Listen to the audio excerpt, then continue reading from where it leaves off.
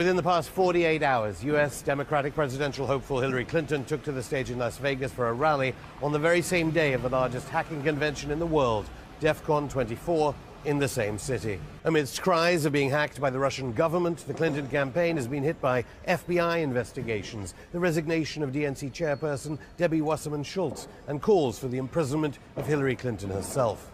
This all due to the WikiLeaks of thousands of personal emails from Clinton's account, separate to the one she should have been using on U.S. State Department servers. But could there be more that could put the presidential candidate behind bars? I'm Afshan Rattansi. This is Going Underground outside the Ecuadorian embassy in London, where WikiLeaks founder Julian Assange has been arbitrarily detained by the British government for 4 years. We asked Julian Assange whether he has the email that could put Hillary Clinton in prison and talk about whether the next leak could change the outcome of the US presidential election. That's all coming up in today's special edition of Going Underground.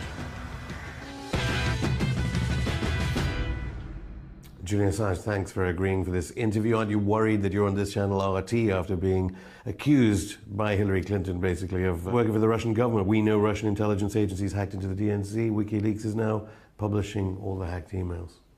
I don't think WikiLeaks can be constantly worried about PR. I've been called a Mossad agent. It got so bad, in fact, that the ADL, the Anti-Defamation League, had to put out a press release denying that I was a Mossad agent. I'm not sure actually that's particularly helpful.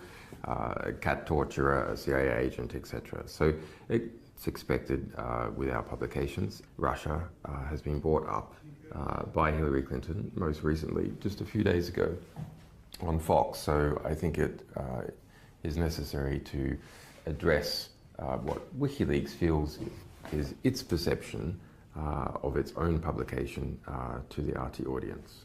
Everyone accepts that the emails that we have published, the 20,000 DNC leak emails, are completely accurate. So no one is saying, no, I didn't say that in this email, it's a fabrication, etc. That's accepted. It's not surprising that it's accepted because WikiLeaks has a 10-year publishing record where we have never got it wrong. That's an impressive business. It's also why we take a while to publish what we have, because we want to keep that perfect record. Now, given that the real source is known, in this case, it is the DNC, it is Debbie Wasserman Schultz, it is the Louis Miranda, the head of communications. We know they are the original source.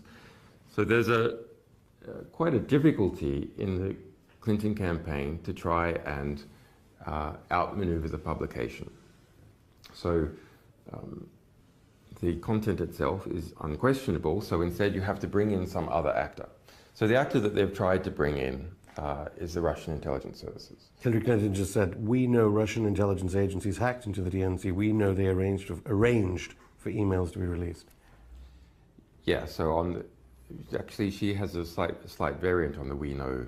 I don't think she says emails, I think she says some documents. Because the difference here is that do state actors hack the political organizations of different countries? Does the United States government do it? Absolutely. Of course, it hacks the political parties of many different countries. Does French intelligence, Chinese intelligence, Russian intelligence hack political parties in order to collect intelligence? Yes. Did they hack the DNC? Has at least one state actor hacked the DNC? If you read very carefully, they say it's been hacked many times over the last 2 years. And our sources say that the DNC security is like Swiss cheese. The DNI, the Director of National Intelligence of the United States, several months ago said that both the RNC, the Republicans, and the DNC were being attacked by a range of actors, from philosophical opponents to states engaged in espionage. Now, the head of the DNI, James Clapper, who's responsible for all US intelligence agencies, he's the boss of the CIA. If anyone knows what US intelligence agencies knows, he knows. And on Friday, he had to come out and say that there's a lot of media hyperventilation, that they have no idea as to what motivation is, even if they did know who it was. So that's the head of the DNI dampening down ideas that they know who it is. Now, this is a separate question to the release of our emails. So in the US media, there's been a deliberate conflation between DNC leaks, which is what we've been publishing, and DNC hacks of the US Democratic Party, which have occurred over the last 2 years, by their own admission, a number of times. I think this statement by Hillary Clinton on Fox really does need to be tackled because it concerns us directly in our publications. What she is attempting to do is to conflate our publication of pristine emails. No one in the Democratic Party argues that even a single email is not completely valid. It hasn't been done. And the head of the DNC, Debbie Wasserman-Schultz, has rolled as a result. And whatever hacking has occurred of the DNC or other political organizations in the United States by a range of actors. Now, in the middle, we have something which is the publication by other media organizations of information purportedly from the DNC, and it seems to be the case. So that's a series of Word documents and PDFs published by The Hill, by Gorka, by The Smoking Gun. This is a completely separate batch of documents compared to the 20,000 pristine emails that we released. In this batch of documents released by these other media organizations, there are claims that in the metadata there's someone's done a document to PDF conversion, and that in some cases the documents, the language of the computer that was used for that conversion was Russian. Okay, so that's the circumstantial evidence that some Russian was involved, or someone who wanted to make it look like a Russian was involved with these other media organizations. That's not the case for the material that we released. Any Russian connections between Hillary Clinton and Russia? Any Russian connections there? Hillary Clinton has done quite well strategically to try and draw connection between Trump and Russia because she has so many connections of her own. Now, my analysis of Trump and Russia is that there is no substantial connection. Why do I say that? Well, because Trump was trying to invest in Russia before Putin in the 1990s, after Putin, in fact, nearly all the way up to the present moment. And he's had no success. He did not manage to build hotels and so on in Russia. So that shows how insubstantial his contacts are. There's an extremely well-documented pattern of when Hillary Clinton was Secretary of State, those people, companies, governments, who wanted a decision by the Secretary of State in their favor, making large donations to the Clinton Foundation, or in some other cases, business deals with the people around Hillary Clinton. Now, one particular instance is the approval by Secretary Clinton of selling 20% of the US uranium reprocessing rights to a Russian company to be exported to Russia. So at that time, a large donation was made by those Russian interests to the Clinton Foundation. In addition, Clinton's campaign manager, Podesta, was on the board of a company called Joule Unlimited. And Joule Unlimited held some of these rights and received a $35 million investment from Russia. And that's a Russian government company. And also, Russians were on the board also with Podesta. So the kind of email revelations from WikiLeaks reveal that Hillary Clinton is a Kremlin stooge. I wouldn't say Kremlin stooge, but there is a much deeper connection on record with Hillary Clinton and Russia than we are presently aware of with Donald Trump. Well, some journalists would argue that it's actually the subject of the revelations that's more interesting to the American voter about the election, while the media, of course, is fascinated about whether the Kremlin is working with you, whether you work for the Kremlin, basically. No, but it's very, I think it's a genuine question. You should ask the sources of information. The least, however, in the case of WikiLeaks publications. Why do I say that? Well, the principal reason why you want to know the source of some statement is to understand whether it's true or not. It is a big issue in the case of other media organizations who are simply making claims and not publishing original documents. I'll give you an example, a very, very interesting example. I've done some research on the Turkish coup. Okay.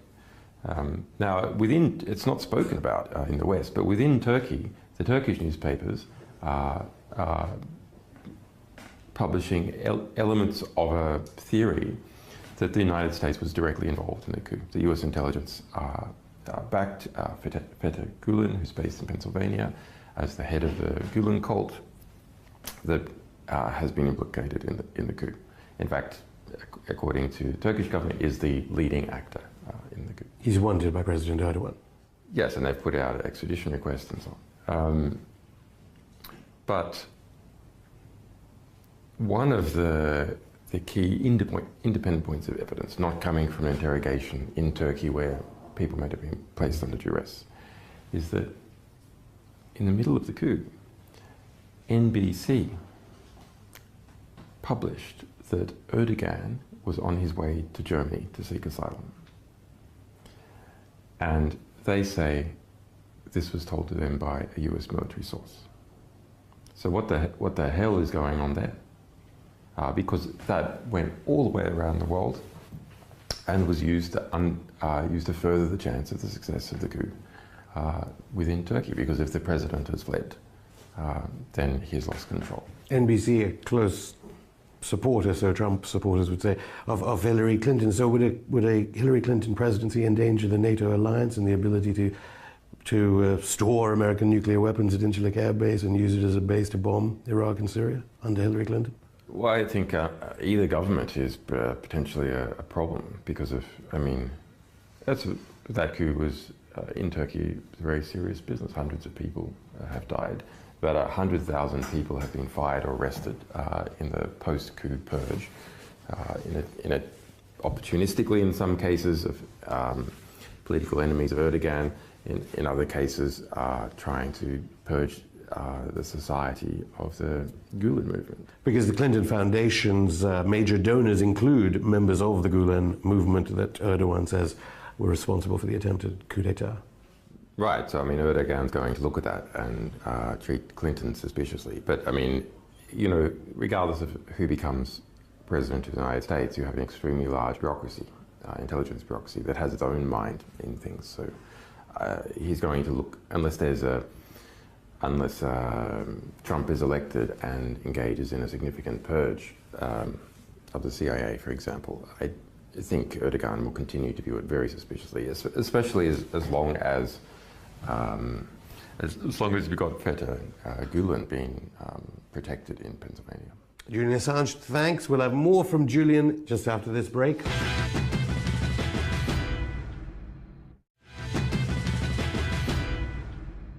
So back to the democratic process in the United States.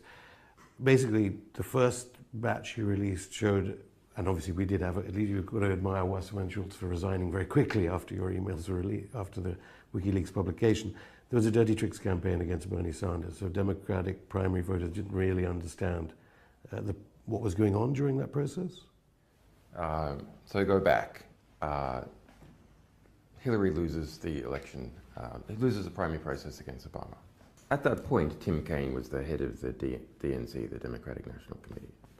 Debbie Wasserman Schultz was Hillary Clinton's campaign manager. So then some kind of deal is done whereby Debbie Wasserman Schultz becomes the head of the DNC and Tim Kaine steps down. Now, if you're Hillary and you're thinking strategically that you're going to run again in 4 years or 8 years, to have your campaign manager as head of the DNC, controller of the, if you like, the regulator who's regulating the nomination competition, is a huge strategic advantage. Okay, so that now let's wind forward, and the 20,000 DNC leak emails that we released. Okay, so they're from Debbie Wasserman Schultz, head of the DNC, and 6 other prominent people, finance, communications, and so on. And so what they show is that within the DNC, there was a unity of the most senior people, including Debbie Wasserman Schultz, to act against Bernie Sanders in the nomination process and for Hillary Clinton.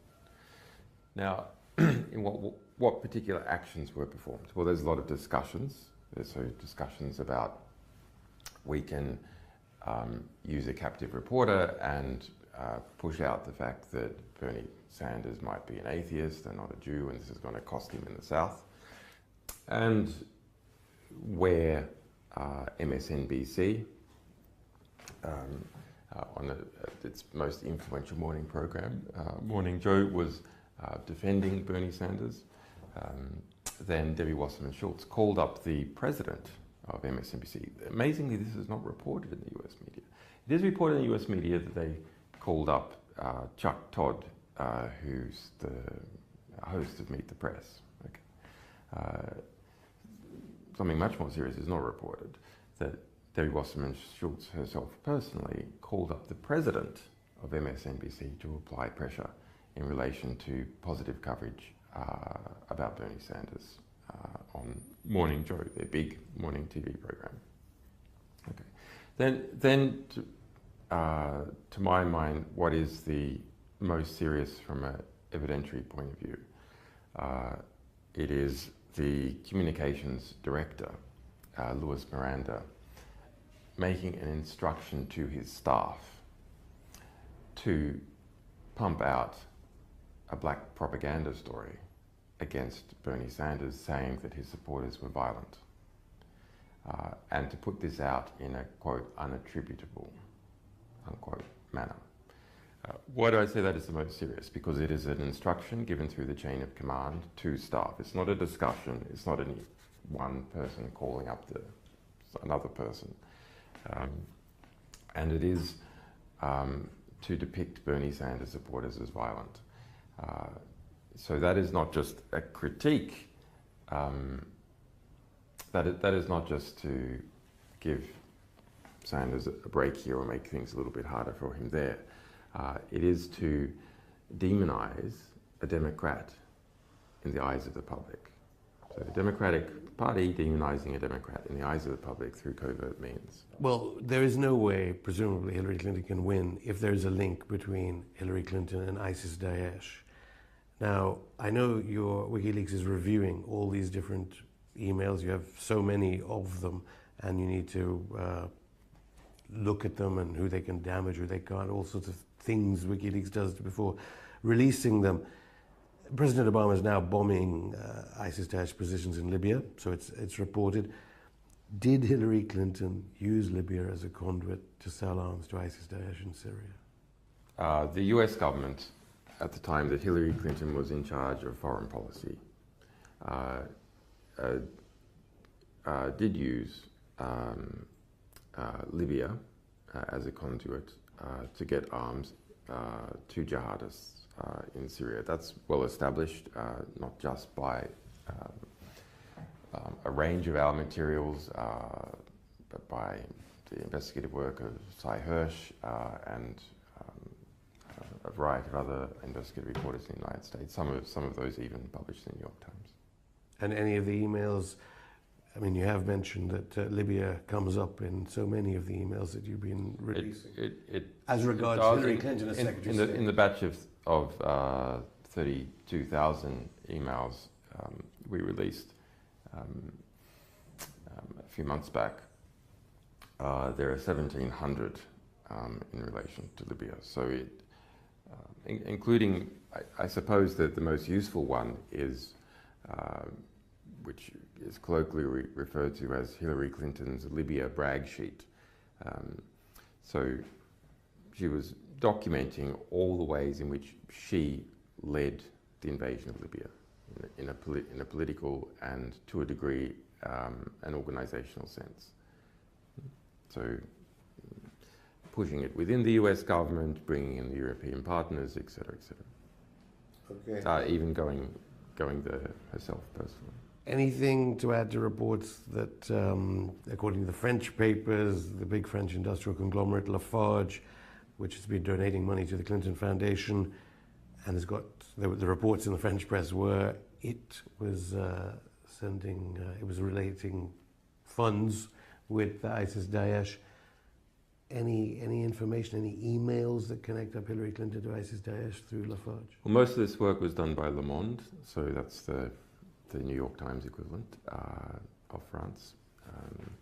And so what they show is that Lafarge, which is a giant, amongst other things, a giant concrete company, transnational concrete company, was involved in Syria. There's, interestingly, more than 350 Lafarge-related emails in our Syria emails release. So that's 2 million emails that we published about Syria, including the personal emails of the President Bashar al-Assad.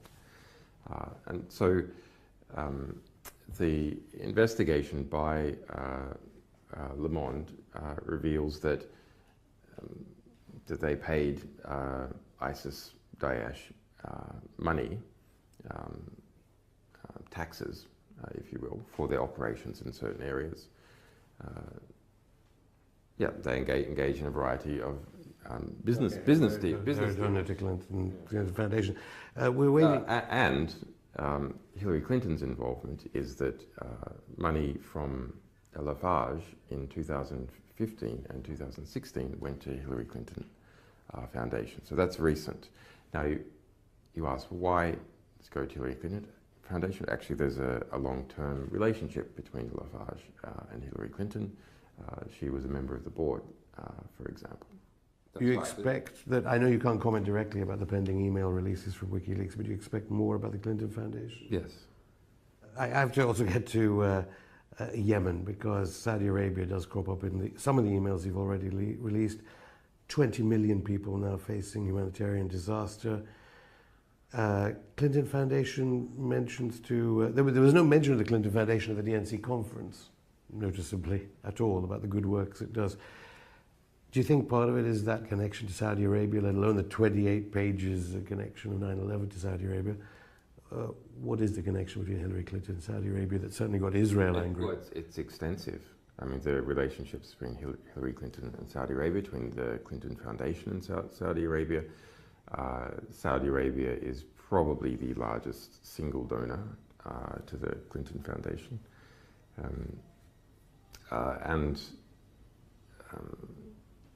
You can see Clinton's arms export policies, why she was Secretary of State, favoring extensively Saudi Arabia.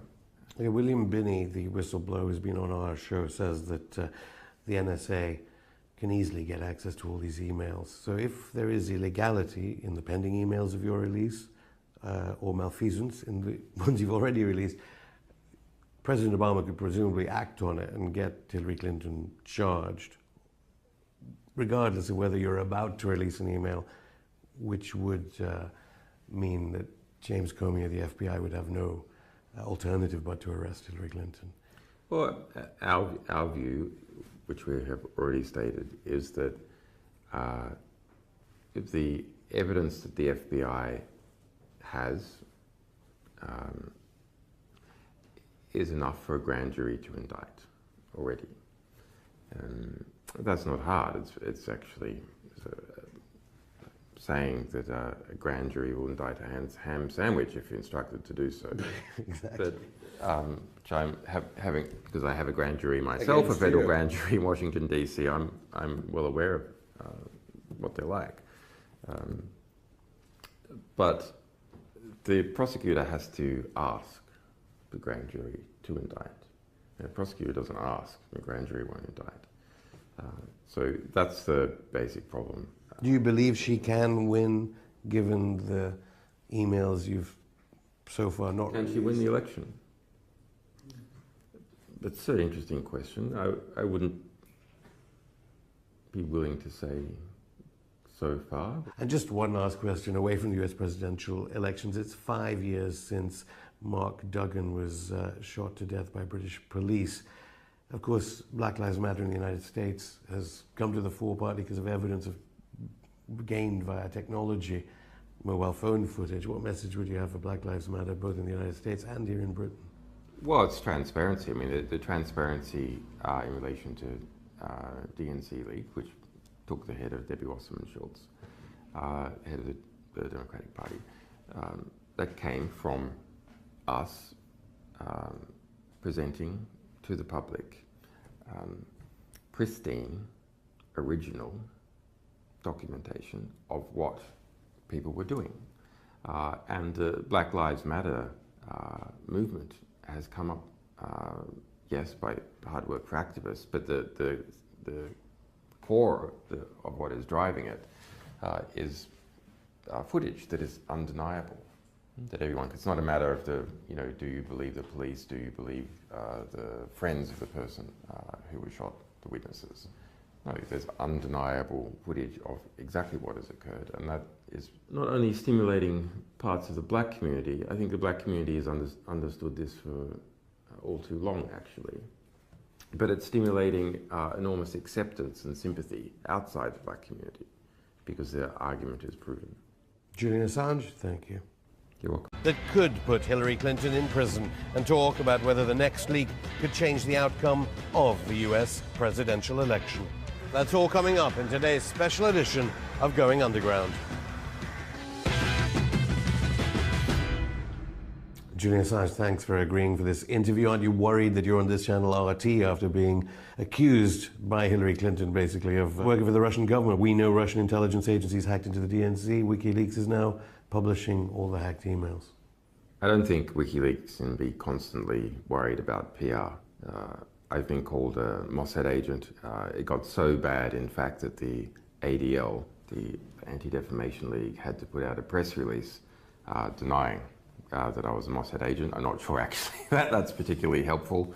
A cat torturer, a CIA agent, etc. So it's expected with our publications. Russia has been brought up by Hillary Clinton, most recently, just a few days ago, on Fox. So I think it is necessary to address what WikiLeaks feels is its perception of its own publication to the RT audience. Everyone accepts that the emails that we have published, the 20,000 DNC leak emails, are completely accurate. So no one is saying, no, I didn't say that in this email, it's a fabrication, etc. That's accepted. It's not surprising that it's accepted because WikiLeaks has a 10-year publishing record where we have never got it wrong. That's an impressive business. It's also why we take a while to publish what we have, because within the past 48 hours, US Democratic presidential hopeful Hillary Clinton took to the stage in Las Vegas for a rally on the very same day of the largest hacking convention in the world, DEFCON 24, in the same city. Amidst cries of being hacked by the Russian government, the Clinton campaign has been hit by FBI investigations, the resignation of DNC chairperson Debbie Wasserman Schultz, and calls for the imprisonment of Hillary Clinton herself. This all due to the WikiLeak of thousands of personal emails from Clinton's account, separate to the one she should have been using on US State Department servers. But could there be more that could put the presidential candidate behind bars? I'm Afshan Rattansi. This is Going Underground outside the Ecuadorian embassy in London, where WikiLeaks founder Julian Assange has been arbitrarily detained by the British government for 4 years. We asked Julian Assange whether he has the email. I think she says emails, I think she says some documents. Because the difference here is that do state actors hack the political organizations of different countries? Does the United States government do it? Absolutely. Of course, it hacks the political parties of many different countries. does French intelligence, Chinese intelligence, Russian intelligence hack political parties in order to collect intelligence? Yes. Did they hack the DNC? Has at least one state actor hacked the DNC? If you read very carefully, they say it's been hacked many times over the last 2 years. And our sources say that the DNC security is like Swiss cheese. We want to keep that perfect record. Now, given that the real source is known, in this case, it is the DNC, it is Debbie Wasserman Schultz, it is the Louis Miranda, the head of communications. We know they are the original source. So there's quite a difficulty in the Clinton campaign to try and outmaneuver the publication. So the content itself is unquestionable, so instead you have to bring in some other actor. So the actor that they've tried to bring in is the Russian intelligence services. Hillary Clinton just said, we know Russian intelligence agencies hacked into the DNC. We know they arranged for emails to be released. Yeah, so actually she has a slight variant on the we know.